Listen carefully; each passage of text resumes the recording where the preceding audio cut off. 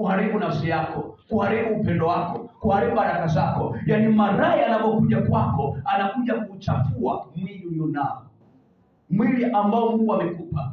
Wasema malazi. Tunaposema malazi, kuna wakati wanasema kuna vitu viwili tumitofautishe. Bwana asifiwe sana. Amen.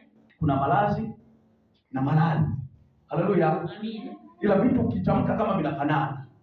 Haleluya. Lakini ukisema maradhi ni sehemu ya magonjwa na mateso na maumivu mbalimbali.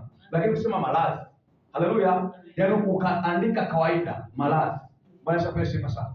Malazi ni sehemu ambayo wewe unalala au unaishi au ni maisha yako ambayo unatakiwa uyathamini na uyatengeneze katika misingi ya kuiamini. Sasa Biblia inaposema malazi, yaani malazi yako wewe ambaye ni mwanadamu, yaani mimi na wewe, malazi yangu, yaani ikiamua kuyachafua malazi au pasipo kuyathamini malazi yangu, yaani pale ninapolala nisipothamini, nina uwezo wa kuleta mwanamke yoyote kitandani, au naweza kuleta au mwanamke anaweza kuleta mwanaume yote kwenye kitanda chako. Yaani pale hujayathamini maradhi yako. Yaani sehemu unapolala na mkeo hujapathamini, au unapolala na mumeo hujapathamini, kwa sababu hata ukitoka nje ya ndoa, na maana maradhi yako hujayathamini.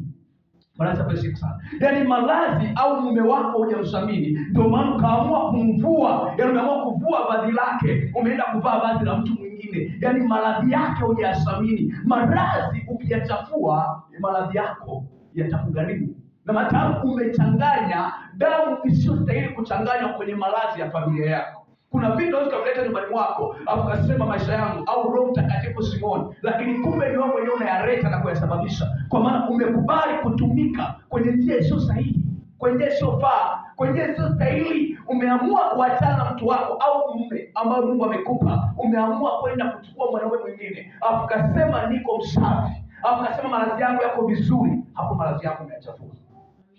Umechafua kitanda chako. Umemchafua mume wako. Umemchafua mke wako. Yaani hapo tayari umeharibu. Watu wengi wanaona ni jambo la kawaida. Ndio maana wanaume wengi kutoka kwenye ndoa wanaona ni jambo la kawaida, lakini sio jambo la kawaida. Unachafua maradhi ambayo unalalia mwenyewe. Unachafua kitanda chako, unachafua nyumba yako. Hapo ukichafua nyumba, hapo baraka sio azifu. Unasema Mungu sisi ametulaani, hatufanikiwi, hatupati tunavyohitaji. Kumbe katika mwenendo wako na mapito yako, wewe umechafua mwenyewe kitanda chako. Wewe ndio umechafua mwenyewe uchumi wako, kwa maana umemuondoa mlinzi aliyekuwa analinda maisha yako. Ndio nasema Roho Mtakatifu anapokaa ndani yako, unapokuwa ni mtu unayesimama ndani ya Roho Mtakatifu, Roho Mtakatifu akaishi nyumbani mwako. Roho Mtakatifu nyumbani mwako au mwilini mwako ndio nyumba ya Mungu, kama Biblia inavyosema katika kile kitabu cha Yohana ile sura ya kwanza. Anasema hapo mwanzo kulikuwa hapo neno, na neno alikuwa kwa nani? Kwa Mungu. Na Mungu ndiye nani? Ndiyo neno. Na kama Mungu ndiye neno, mruhusu Mungu akae kwenye maisha yako siku